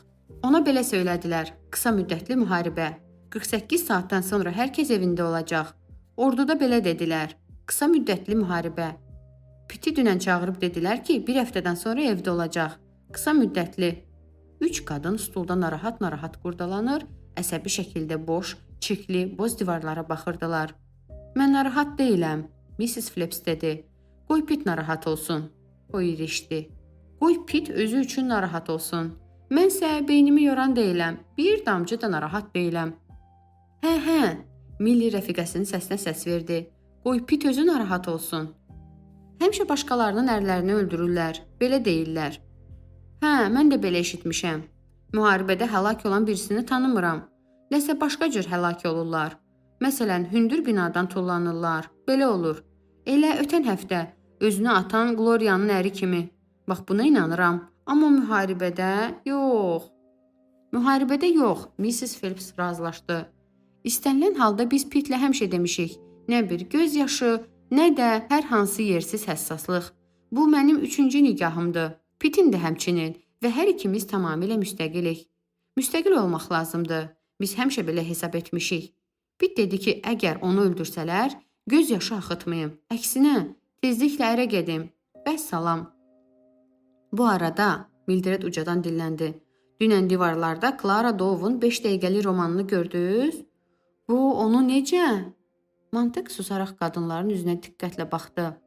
Uşaq vaxtı təsadüfən girdiyi kilsədə bu kilsəyə özgə dinə sitayiş edənlər gəlirdilər. Müqəddəslərin özünü belə diqqətlə müşahidə eləmişdi. Bu əcaib məxluqların minalı üzləri ona yad və anlaşılmaz görünmüşdü. Hərçənd onlara dua etməyə çalışmış və uzun müddət kilsədə dayanmış, özgə dinə varmaq istəmiş, büxurun və təkcə bu yerlərə məxsus tozun qoxusunu ciyərlərinə çəkmək istəmişdi. Onda düşünmüşdü, əgər bu qoxular onun ciyərlərini doldurarsa, qanına keçərsə, onda bəlkə də bu çini gözlü və yaqut tək qıpqırmızı dodaqlı, bəzəkli düzəkli fiqurlar onun qəlbinə toxunacaq və daha anlaşılan olacaq. Amma heç nə alınmadı, heç nə. Sanki o elə bir dükana girmişdi ki, orada başqa valyuta işə keçirdi və bu səbəbdən cibindəki pula heç nə ala bilmirdi. O hətta bu müqəddəslərə toxunanda da heç nə hiss eləmədi. Sadəcə taxta, gil. Bax indi, öz qonaq otağında stullarında əsəbi şəkildə qurdalanan qadınlara baxanda da özünü bu cür hiss edirdi. Onlar siqaret çəkir, havaya tüstü buraxır, parlaq saçlarını səliqəyə salır, sanki Mantıqın diqqətli baxışlarından od tutub alışmış qıpqırmızı ayaqlarına baxırdılar. Sakitlik qadınlara əziyyət verirdi. Üzlərindən kədər yağırdı. Mantık nəhayət çeynədiyi tikəni udanda qadınlar bilaixtiyar irələyildilər. Onlar qulaqlarını şəkləyib yanğınsöndürənin həyəcanlı nəfəsini dinlədilər. Qonaq otağının 3 boş divarı indi dərin yuxuya getmiş və heç bir yuxu görməyən pəhləvanların solğun alınlarını xatırladırdı. Mantıqa elə gəldi ki, əgər bu pəhləvanların alınlarına dəyərsə, Barmaqlarında duzlu tər izi qalacaq. Dəqiqələr ötdükcə bu ölü alınların tər damcıları daha aydın görünür. Ortalığa çökmüş sükut daha gərgin çalar alır. Səbir kasaları dolub daşan qadınların vücudlarındakı və havadakı titrəyiş daha aşkar hiss olunurdu. Sanki daha bir dəqiqə keçsə onlar ucadan fısıldayaraq partlayacaqlar. Mantıqın dodaqları tərpəndi. Gəlin danışaq. Qadınlar diksinib baxışlarını ona dikdilər. Mrs. Phelps, uşaqlarınız necədir? Mənim uşaqlarımın olmadığını gözəl bilirsiniz. Üstəlik bizim dövrümüzdə ağlı başında olan kim uşaq istəyər ki? Bu insandan niyə bu qədər acığı gəldiyini anlamayan Mrs. Phelps ucadan söylədi. Bax burada sizinlə razıyam. Mrs. Bowles dedi. 2 uşağım var. Sözsüz ki, mənə 2 dəfə qeysər kəsiyi ediblər. Uşaq üzündən niyə doğuş sancılarına dözüm ki? Amma digər tərəfdən insanlar artmalıdırlar. Biz insan nəslini davam etdirməliyik. Bundan başqa uşaqlar bəzən öz valideynlərinə oxşayırlar. Bu isə çox əyləncəlidir. 2 qeysər kəsiyi məsələ çözüldü. Bəli, cənab. Həkimim qeysər kəsiyinin lazım olmadığını, bədənimin doğmağa imkan verdiyini deyirdi. Amma mən israr elədim. Amma yenə də uşaqlar heç çəkiləsi yük deyil. Onları həyata gətirməklə ağılsız iş görmüsüz. Mrs. Phelps hirşlə çımxırdı. Yox, bu o qədər pis deyil. Onlar 10 günün 9-u məktəbdə olurlar. Uşaqlarla ayın yalnız 3 gününü bir yerdə keçirirəm. Amma bu da dözüləndi. Onları qonaq otağına qovub divarları yandırıram. Vəssalam. Elə bil döşəyağı yuyursan. Ağları maşına atıb qapağını örtürsən. Mrs. Bowles hırıldadı. Mehribanlıqdan söhbət belə gedə bilməz. Məni öpmək heç ağıllarına da gəlmir. Təpi ilişdirmələri daha realdır. Allaha şükür, onlara hələ ki eyni cavabı qaytara bilirəm. Qadınlar hündürdən gülüşdülər. Mildred bir dəqiqə sakit oturdu. Sonra Mantıqın getmədiyini görüb, əllərini bir-birinə vurub ucadan dilləndi. Gəlin, qayın keyfini açmaq üçün siyasətdən danışaq. Əla, Bowles dedi. Ötən seçkilərdə mən də hamı kimi səs verdim. Əlbəttə ki, Nobla. Onun indiyə kimi seçilmiş prezidentlər arasında ən yaraşıqlı olduğunu düşünürəm. Hə, bəs Noblun rəqibini xatırlayırsınız? Hə, o idbarı kim xatırlamır? Balaca boy, çirkin, təraş, səliqəsiz. Hələ saç düzümünü demirəm. Heç bilmirəm onun namizədliyini irəli sürmək müxalifətin hardan ağlına gəlib. Məyər bu eybəcər cırtdanı hündürboy yaraşıqlıya qarşı qoymaq olarmı? Üstəlik o sözləri çeynəyə-çeynəyə danışırdı. Heç nə dediyi də aydın değildi. Bundan savayı o şişman idi və bunu geyimi ilə örtbasdır eləməyə də çalışmırdı. Nəyə təəccüblənək ki? Əlbəttə çoxları Winston Nobla səs verdi. Bu seçkilərdə hətta onların adları da rol oynadı. Bir müqayisə edin, Winston Noble və Hubert Hawk. Cavab özünü gizlətməyəcək. Lənət şeytana, Mantık çığırdı. Axı siz onlar haqda heç nə bilmirsiniz. Nə biri, nə də digəri. Niyə bilmirik ki, biz onları elə bu qonaq otağının divarlarından görmüşük. Cəmi 6 ay öncə. Biri elə hey burnunu qurdalayırdı. Dəhşət. Baxanda adamın ürəyi bulanırdı. Sizcə, cənab Mantık, biz bu adama səs verməliydik? Mrs. Phelps çımxırdı. Mildred gülümsündü. Qay, lütfən bizi hissləndirmə. Qapıdan çəkil. Amma Mantık artıq yoxa çıxmışdı. O bir dəqiqə sonra qaydanda əlində kitab tutmuşdu. Qay, cəhənnəm olsun hər şey, cəhənnəm olsun hər şey, cəhənnəm olsun. Bu nədir, olmaya kitabdır? Halbuki mənə elə gəlirdi ki, indi xüsusi təhsil bütünlüklə kinofilmlərin köməyi ilə həyata keçirilir. Mrs. Phelps çaşqınlıqdan gözlərini döydü. Siz yanğın söndürmə işinin nəzəriyyəsini öyrənirsiniz? Nə nəzəriyyə? Mantık cavab verdi. Bu şeir kitabıdır. Mantık! Faberin xəbəredici pıçıltısı Mantıkın qulaqlarında cingildədi. Məni rahat buraxın. Mantık sanki hansısa uğultulu və cingiltili itib burulğana düşdüyünü hiss elədi. Mantık, özünüzü ələ alın, cürət eləməyin. Onları eşitdiniz? Bu yırtıcıların özləri kimi başqa yırtıcılar barədə nə dediklərini duydunuz? İlahi, onlar insanlar barədə nə danışırlar? Övladları, özləri, ərləri, müharibə haqqında. Görüm onları lənətə gəlsinlər. Mən onları dinləyir və eşitdiklərimə inanmırdım. İcazənizlə, mən müharibə barədə heç nə demədim. Mrs. Phelps çımxırdı. Şeirlər, onlardan zəhləm gedir, Mrs. Bowles dedi. Siz onları nə vaxtsa dinləmisiniz? Mantek, Faberin səsi Manteqin qulaqlarında cingildədi. Siz hər şeyi məhv edəcəksiniz, dəli. Oturun. Qadınlar kirimişcə oturdular. Mən evə gedirəm. Mrs. Bowlesin səsi əsdi. Mantek, Allah eşqinə dayanın. Siz nə etmək istəyirsiniz? Faber yalvarırdı. Siz o əlinizdəki kitabdan bir şeir oxuyun görüm. Mrs. Phelps başını tərpətdi. Çox maraqlı olar.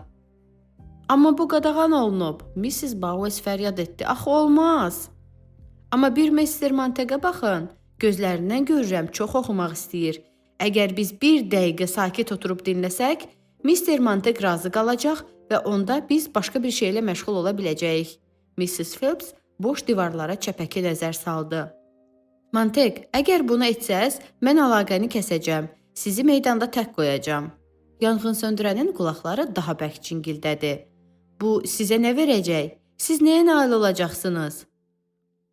Onları ölümünə qorxudacam və salam. Elə qorxudacam ki, ömürləri boyu yadlarından çıxmasın. Mildred ətrafa boylandı. Qay, kimlə danışırsan? Gümüşü iynə ərinin beyninə sancıldı. Mantek, buraya baxın. Bircə çıxış yolu var. Hər şeyi zarafata salın.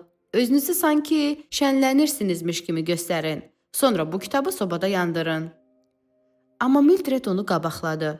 Fəlakəti hiss eləyən qadın səsi titrəyə-titrəyə izahat verməyə başladı. Əziz xanımlar, ildə bir dəfə hər yanğın söndürənə evə kitab gətirməyə və ailəsinə göstərməyə icazə verilir. Məqsədsə, əvvəllər hər şeyin necə səfeh və mənasız olduğunu göstərmək idi. Kitabların insanların sakitliklərini əllərindən aldığını və onları dəli etdiyini bariz şəkildə sübut etməkdir. Qay da sizə bugün belə bir sürpriz etmək qərarına gəlib. O sizə nəsə bir şey oxuyacaq və özünüz bunun necə cəfəngiyat olduğunu görüb bir daha ona baş qoşmayacaqsınız. Elə deyilmi əzizim? Mantek əlindəki kitabı əsəbi halda sıxdı. Mantek, hə deyin, Faber əmr elədi. Manteqin dodaqları Faberin əmrlərini itaətkarlıqla yerinə yetirdi. Hə, Mildred gülə-gülə kitabı ərinin əlindən dartıb aldı. Bax bu şeiri oxu. Yox, yaxşısı budur bu birini. O çox gülməlidir. Bugün onu artıq ucadan oxumusan. Əzizlərim, siz heç nə anlamayacaqsınız. Heç nə.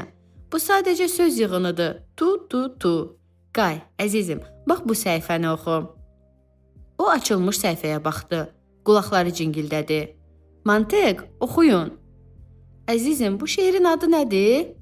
Duvur sahili. Manteqin dili qırtlağına yapışdı. Oxuyun, hündürdən, özü də tələsmədən. Otaq boğanaq idi. Manteqə gəh isti, gəh də soyuq olurdu. Qonaq otağı səhraya oxşuyurdu. 3 stul və ortalıqda dayanmış yanğın söndürən. O Mrs. Phelpsin paltarını nə vaxt düzəldib qurtaracağını, Mrs. Bowlesin əllərini saçlarından çəkəcəyini gözləyirdi. Nəhayət oxumağa başladı. Əvvəlcə sakit, dili topuq vura-vura, sonra hər sətirlə, daha əmin səslə və daha hündürdən. Manteqin səsi səhraya yayılır, ağ boşluğa toxunur və stulda oturmuş qadınların başları üzərindəki qaynar havada cingildəyirdi. Okeana etibar et. O nə vaxtsa dolu olub. Kəmər tək sahil torpaqlarına sarılıb, sakitcə uzanıb. Amma indi təkcə kədərli inilti, bir də deyingən çəkilmə eşidirəm. Dumanı yaran, çılpaq qayalara çırpılan çəkilmə. Stullar cırıldayırdı. Manteq oxumağa davam edirdi. Ey sevgi, imkan ver, bir-birimizə sədaqətli olaq.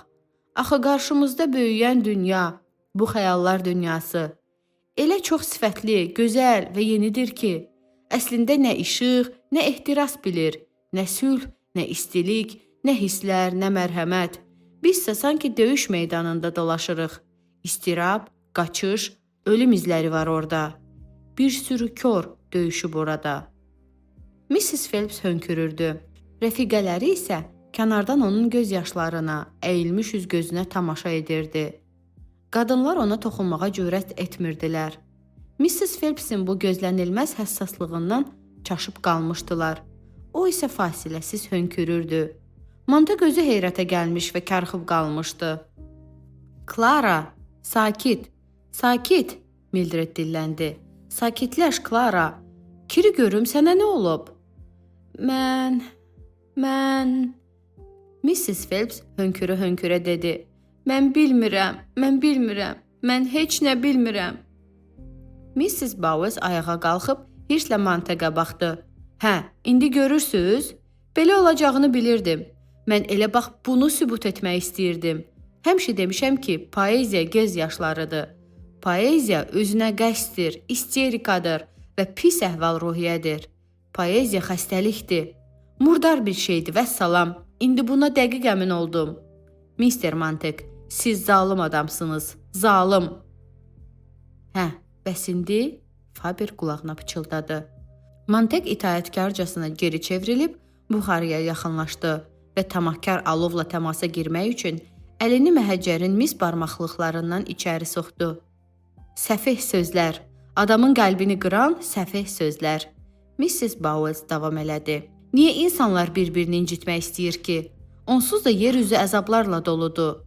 Yox, gərək qarşındakının keyfinə üstəlik bu cür cəfəng şeylərlə soğan doğrayasan. Klara, sakitləş. Hönkür-hönkür ağlayan Mrs. Phelps'in əllərini ovuşduran Mildred öyüd verməkdə davam edirdi. Yalvarıram, sakitləş. Biz qohumları yandırarıq. Yenə də bir yerdə şənlənər və gülərik. Kiri görüm. İndi biz xudmani məclis qurarıq. Yox, Mrs. Bowes söylədi. Mən gedirəm. Ürəyiniz nə vaxt istəsə, bizə və qohumlarımıza baş çəkə bilərsiniz. Amma mənim ayağım bir daha bu ağla azmış, bu yanğın söndürənin evinə dəyən deyil. Gedin. Düz Mrs. Bowes'in gözlərinin içinə baxan Mantık sakit səslə dedi. Evinizə gedin və boşandığınız birinci əriniz, reaktiv maşınında qəza edib ölən ikinci, tezliklə eyni taleyi yaşayacaq üçüncü əriniz barədə düşünün. Evinizə gedin və etdiyiniz abortlar, qeysər kəsikləriniz, sizə nifrət edən övladlarınız barədə düşünün. Evinizə gedin və bütün bunların niyə baş verdiyini və buna necə yol verdiyinizi düşünün. Gedin. O artıq qışqırırdı. Nə qədər ki sizi əl qaldırmamışam ya da qapı dalında qoymamışam, gedin. Qapı şaqqıldadı, ev boşaldı. Mantık divarları çikli qarı xatırladan, buz kimi soyuq boş otağın ortasında dayanmışdı. Vanna otağından su şırıltısının səsi gəlirdi. O Mildredin şüşə flakondan yuxu dərmanlarını silkələyib çıxartdığını eşitdi. Mantık, siz səfehsiniz, səfehsiniz, səfeh. İlahi, siz sarsaqsınız. Susun. Mantık qulağından yaşıl lövhəciyi çıxarıb cibinə soxdu. Amma o vızıldamağa davam elədi. Səfeh, səfeh. Mantık bütün evi axtarıb nəhayət kitabları soyuducunun arxasında tapdı. Onları oraya Mildred soxmuşdu. Bir neçəsi çatmırdı və Mantık anladı ki, Mildred özü yavaş-yavaş dinamiti evindən çıxarmağa başlayıb. Amma onun hirsi artıq soymuşdu. Təkcə yorğunluq və təəccüb hissi var idi. Bütün bunları niyə etdi? O kitabları həyətə çıxarıb çəpərin yanındakı kolluqda gizlətdi. Bircə gecəlik. Birdən Mildred onları yenə yandırmaq istəyər. Sonra evə qayıdıb boş otaqlarda gəzişməyə başladı. Mildred, qaranlıq yataq otağının qapısının ağzında dayanıb çağırdı. Heç kəs cavab vermədi. Metroya gedən yolda çəmənliyi keçərkən indi Clarissa Makellal'ın evinin necə qaranlıq və boş olduğuna fikir verməməyə çalışdı. Bu saatda işə gedərkən birdən necə tənha olduğunu və necə ağır səhvə yol verdiyini kəskin şəkildə hiss edib özünü saxlaya bilmədi və yenə Faberlə danışdı. O bu xəlvət gecədə qeyri-adi mehriban və səmimiyyət dolu səsi dəhşətli dərəcədə eşitmək istədi. Faberlə bir neçə saat əvvəl tanış olmuşdu, amma ona elə gəlirdi ki, bu adamı ömrü boyu tanıyır. Mantık indi içində iki adamın olduğunu hiss edirdi. Birincisi o özü, heç nə anlamayan, hətta cahilliyinin ən dərin qatılarında belə heç nə anlamayan Mantık və ikincisi indi onunla danışan bu qoca. Bütün günü danışan, nə qədər ki sıxılmış hava ilə işləyən qatar onu surətlə yatmış şəhərin bu başından o biri başına aparır. Həyatında bundan belə olacaq bütün günlər, həm zülmət, həm də parlaq ay işığına qərq olmuş gecələr boyu qoca professor onunla danışacaq. Sözləri damcı-damcı, zərrə-zərrə, qığılcım-qığılcım qəlbinə yerdəcək. Sonunda nəhayət şuuru dolub daşacaq və o daha mantiq olmayacaq. Qoca ona belə söyləyirdi. Onu belə inandırırdı. Ona belə vəd verirdi. Onlar bir yerdə olacaqlar. Mantiq və Faber. Od və su. Sonra gözəl günlərin birində hər şey bir-birinə qarışanda, qaynayıb soyuyanda artıq nə od, nə də su deyil, şərab olacaq. Bir-birindən tam fərqli maddələrdən yenisi, üçüncüsü əmələ gəlir. Beləcə gün gələcək və o geri boylanıb əvvəllər nə qədər səfeh olduğunu anlayacaq. O elə indi də bu uzun yolun başladığını, öz əvvəlki məni ilə vidalaşdığını və ondan uzaqlaşdığını hiss edirdi. Qulağında bu eşək arısı uğultusu, ağcaqanad vızıltısını, olduqca incə qoca səsini eşitmək çox xoş idi. O əvvəlcə mantıqı danlayır, sonra gecənin bu saatında metronun boğanaq tunelindən çıxıb yenidən yanğınsöndürənlər dünyasına düşən yoldaşına təsəlli verirdi. Mantiq, mərhəmətli olun, onları ələ salmayın, öcəşməyin. Bu yaxınlara dək özünüz də onlar kimi idiniz. Onlar həmişə belə olacağına sidq ürəkdən inanırlar. Amma həmişə belə olmayacaq. Onlar həyatlarının boşluğunun arasından ötüb keçən nəhəng, odlu meteor olduğunu bilmirlər. Nə qədər ki o uçur, bu qəşəngdir. Amma onun nə vaxtsa yerə düşməyi labüddür. Onlarsa heç nə görmürlər. Təkcə bu bərbəzəkli, şəm parıltılara aldanırlar. Mantiq, öz evində gizlənən, öz yaşlı sümüklərini qoruyan qocanın tənqid etməyə haqqı yoxdur. Amma mən yenə də deyirəm, siz az qala lap əvvəlində hər şeyi korlayacaqdınız. Ehtiyatlı olun, unutmayın, mən həmişə sizinləyəm. Niyə sizdə belə alındığını anlayıram. İtiraf edim ki, sizin koranə qəzəbiniz məni cəsarətləndirdi. İlahi, özümü birdən-birə elə cavan hiss elədim ki, amma indi mən sizin qoca qalmağınızı istəyirəm. Qorxaqlığımın bir damcısını sizə ötürmək istəyirəm. Bitti ilə keçirəcəyiniz bu bir neçə saat ərzində ehtiyatı əldən verməyin. Onun yanında ayaqlarınızın ucunda gəzin. Ona qulaq asmağıma imkan verin. Vəziyyəti qiymətləndirməyimə şərait yaradın. Salamat qalmaq. Sizin şüarınız budur. O zavallı və səfeh qadınları unudun. Onların keyfini elə pozdum ki, yəqin ömürlərində heç vaxt bu cür pis olmamışdılar. Mantiq dedi. Mrs. Phelps'in göz yaşlarını görəndə özüm pərt oldum. Bəlkə də onlar haqlıdırlar. Bəlkə də ən yaxşısı həyatı olduğu kimi görməmək. Gözlərini hər şeyə yumub əylənməkdir. Bilmirəm, özümü günahkar hiss edirəm. Yox, lazım deyil. Əgər yer üzündə müharibə deyil, sülh olsaydı, sizə özüm deyərdim, əylənin. Amma mantiq, yox, sizin təkcə yanğın söndürən kimi qalmağınıza haqqınız yoxdur. Bu dünyada heç də hər şey qaydasında deyil. Mantiqin alnı tərlədi. Mantiq, məni eşidirsiniz? Mənim ayaqlarım, Mantiq mızıldandı. Onları hərəkət etdirə bilmirəm. Necə də səfeh hissdir. Mənim ayaqlarım irəli getmək istəmir. Mantiq, sakitləşin. Qoca yumuşaq səslə dilə tutmağa çalışdı. Sizinlə nə baş verdiyini anlayıram. Siz yenə səhv buraxmaqdan qorxursunuz. Amma qorxmayın. Səhvlər bəzən faydalıdır. Bircə bunu bilsəydiniz, mən cavan olanda öz cahilliyimi hamının gözünə soxurdum. Bunun üstündə məni döyürdülər. 40 yaşına doğru nəhayət bilik silahımı itiləyib qurtara bildim. Beləcə, əgər öz cahilliyinizi gizlətsəniz, sizi heç vaxt döyməyəcəklər və siz heç vaxt ağıllanmayacaqsınız. İndi isə irəli, tez, ürəklə. Gəlin birlikdə yanğın söndürmə stansiyasına gedək. İndi biz 2 nəfərik, artıq tənha deyilsiniz. Artıq hərəmiz öz qonaq otağımızda oturmamışıq. Artıq bizi divarlar ayırmır. Əgər bitti, sizi sıxışdıranda köməyə ehtiyac duyarsınızsa, mən yanınızda, qulaq pərdənizdə olacağam. Mən də onu dinləyəcəm və hər şeyə diqqət yetirəcəm. Mantiq ayaqlarının əvvəlcə sağ ayağının, sonra sol ayağının yenidən hərəkət edə bildiyini hiss elədi. Köhnə dost, məni darda qoymayın, o dedi. İt damında mexaniki köpək yox idi. O boş idi və ağ rəngdə suvaqlanmış yanğın söndürmə binası sükuta qərq olmuşdu. Qarnını ağ neftlə doldurmuş kök rəngli səməndər mürgü döyürdü. Böyrünə çarpaz bəndlənmiş ot saçanlar da dincəlirdi. Mantiq bu sakitliyin içindən keçib əli ilə tunç süvüldən tutdu və gözlərini mexaniki köpəyin boş qalmış damından çəkməyərək yuxarı, qaranlığa doğru qalxdı. Ürəyi gah dayanır, gah da bək-bək döyünürdü. Faber sanki boz gecə kəpənəyi kimi bir müddət səs çıxarmadı. Yuxarı meydançada Bitti dayanmışdı. O, kürəyi Luka tərəfi idi. Sanki heç kimi gözləmirdi. Budur. O, kart oynayan yanğın söndürənlərə müraciətlə dedi. Budur.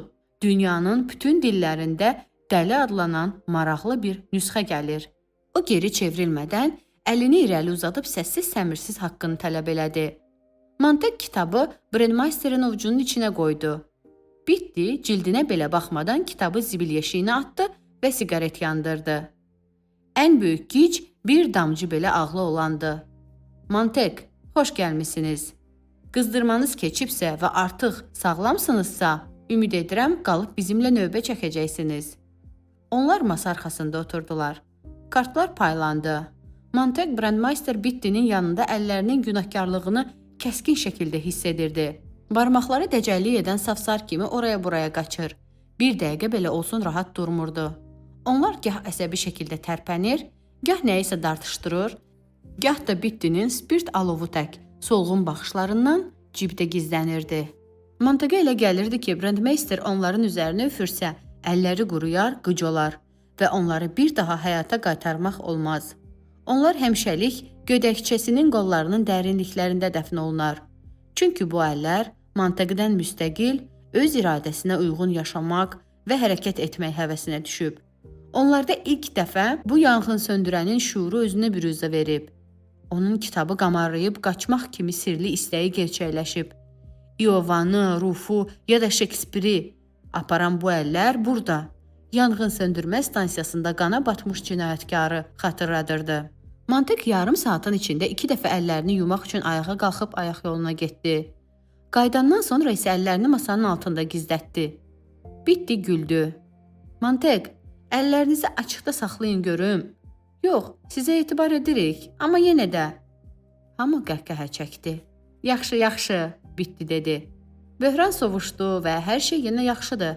Yolunu azmış qoyun sürüyə qayıtdı. Hamımız zamanında yolumuzu azmışıq. Həqiqət həmişə həqiqət olacaq.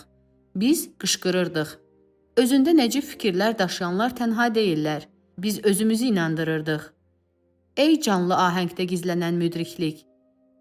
Filip Sidneyə belə söyləyib. Amma digər tərəfdən sözlər yarpaqlar kimidir və onun sıx olduğu yerdə çətin ki kölgəsində bəhər gizlənsin. Aleksandr Pop söyləyib. Mantek, siz bu barədə nə düşünürsünüz? Bilmirəm. Ehtiyatlı ol. Faber başqa uzaq dünyadan pıçıldayırdı. Ya da bu, az bilmək təhlükəlidir. Bunu unutmadan qədəhi kastalya suyu ilə ağzınacan doldur. Bircə qurtumdan sərxoş olacaqsan.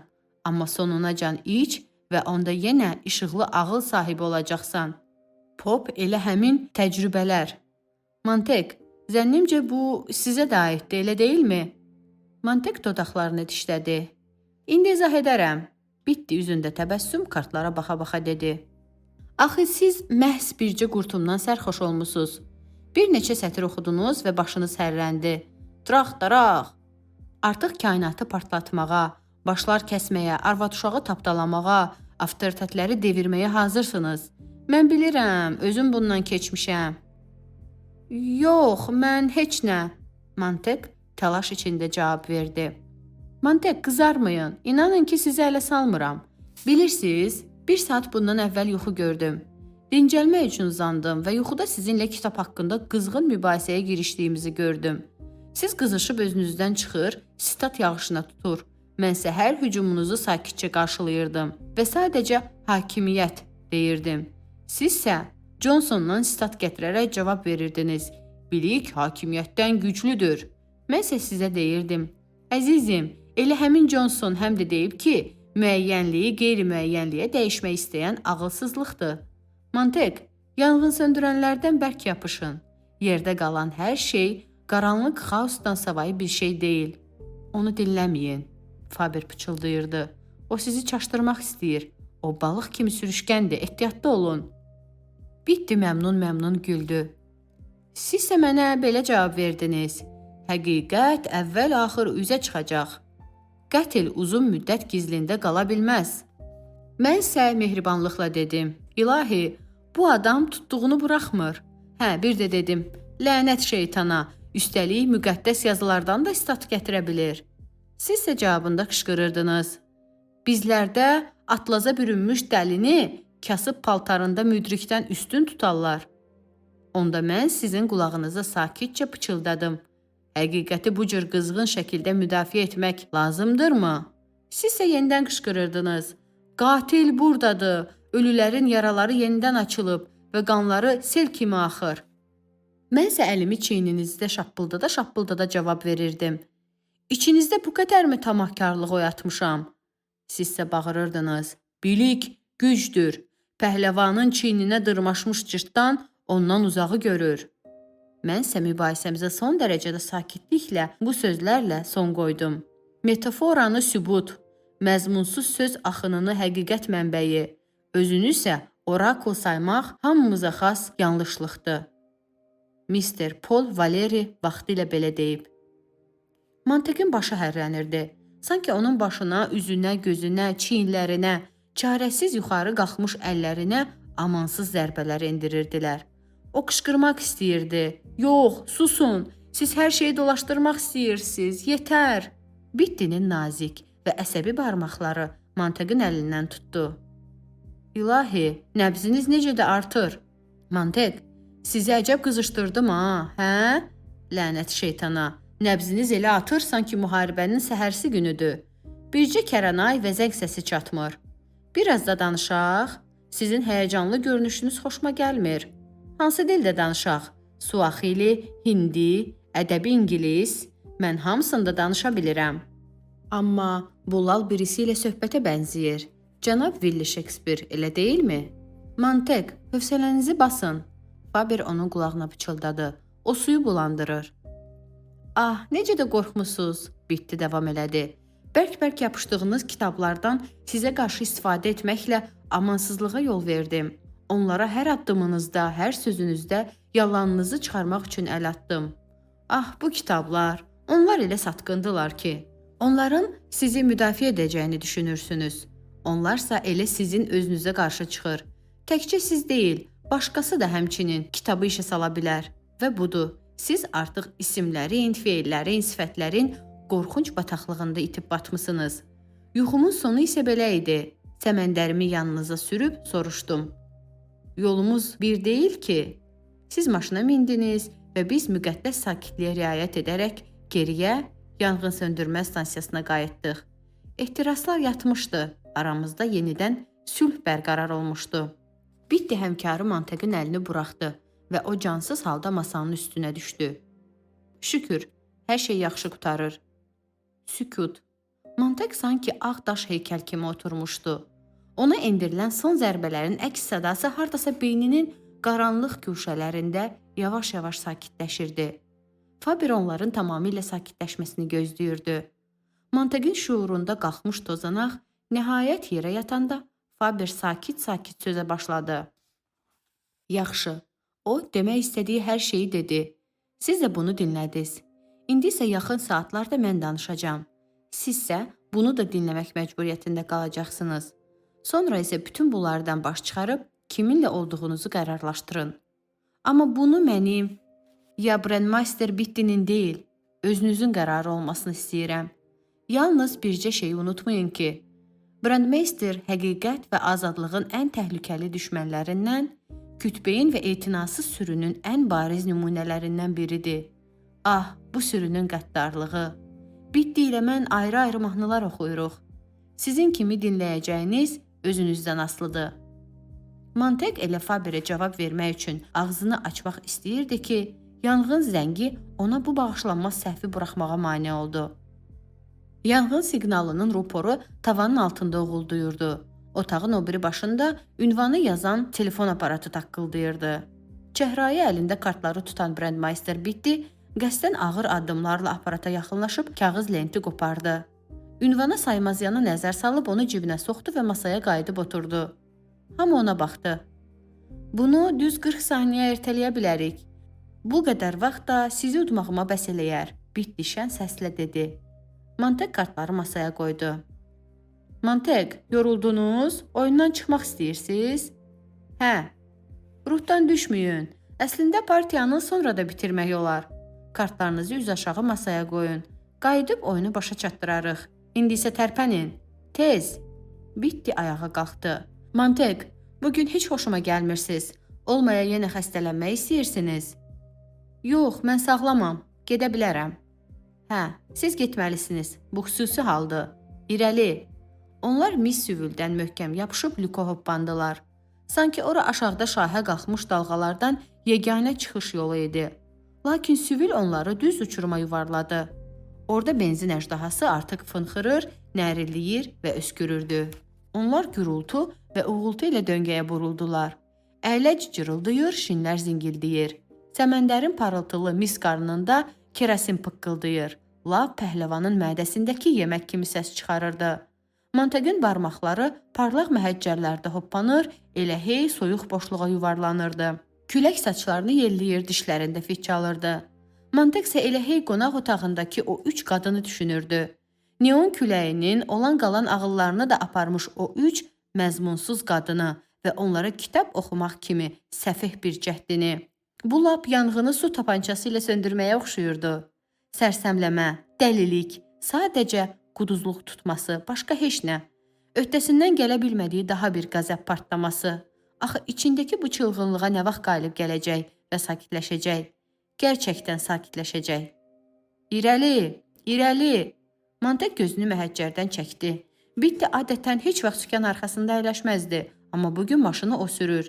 Sürücü taxtının hündürlüyündən irəli əyilərək döngələrdə qəfil burulur, qara, ağır makindoşunun ətəyi ora-bura çırpılır və yellənirdi. O maşının üzərində qövrədən, sinəsi ilə küləyi yaran nəhəng bir yarasanı xatırladırdı. İrəli, irəli, dünyanı xoşbəxt eləmək üçün irəli, elə deyilmi Mantek? Bittinin çəhrayı yanaqları sanki qaranlıqda işıldayır və əcaib şəkildə gülümsüyürdü. Budur, gəlib çatdıq. Səməndər kəskin şəkildə dayandı. İçindəki adamlar yöndəmsiz sıçrayışlarla aşağı atıldılar. Qızarmış gözlərini barmaqlarının yapışdığı parlaq məhəccərdən ayırmayan Mantek yerində dayanıb qalmışdı. Mən bunu edə bilmərəm, o düşünürdü. Mən bu tapşırığı necə yerinə yetirə bilərəm ki? Mən yenidən necə yandıra bilərəm ki? Mən bu evə girə bilmərəm.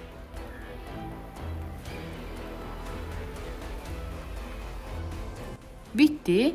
O az əvvəl maşında şütüyərkən yardığı rüzgarı qoxuyurdu. Yanında hazır oldu. Hə Mantek.